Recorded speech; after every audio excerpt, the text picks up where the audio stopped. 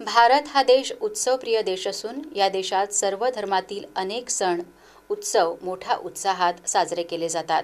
हे सण उत्सव साजरे करताना प्रत्येक नागरिकाने माणुसकीच्या धर्माने सर्व धर्मांमध्ये प्रेमभाव रुजवून आणि प्रत्येकाने कायदा आणि सुव्यवस्था अबाधित ठेवून सण उत्सव साजरे करा असे प्रतिपादन नवनियुक्त उपविभागीय अधिकारी रणजित यादव यांनी केले।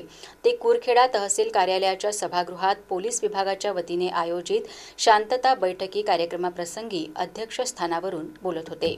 एवढ्या 18 पगड जाती धर्म असतील आणि ते जवळपास अजून 75 वर्ष झालेलीच आहेत, तरी याच्यानंतर 75-78 वर्ष झालेलीच आहे स्वातंत्र्य। याच्यानंतर देखील अजून ही जी आपली विविधता आहे ती एकत्रित राहावी यासाठी नक्कीच आपण सर्वांनी प्रार्थना केली पाहिजे। नक्कीच राहील, कारण आपल्या समाजामध्ये एक काही बांधिलकी आहे जी बाहेरच्या देशात किंवा दुसऱ्या समाजांमध्ये नाही मिळणार। जसं युरोपमध्ये गेलं आपण म्हणतो की या प्रगत राष्ट्र आहे, पण तिथे गेल्यानंतर तुम्हाला हे जाणवेल की एका धर्माचा किंवा एका राष्ट्रीयत्व म्हणतो आणि दुसऱ्या राष्ट्रीयत्व त्यांचा एवढा तेढ निर्माण झालेला आहे। जसं आपण रशियन गेले की रशियन स्वतःला खूप वेगळे समजतात, पण आपल्यात तसं नाहीये।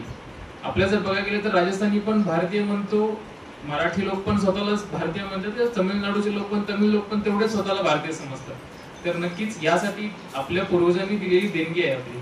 ही भूमी बघायला गेले तर बुद्धांची भूमी, महावीरांची भूमी आहे।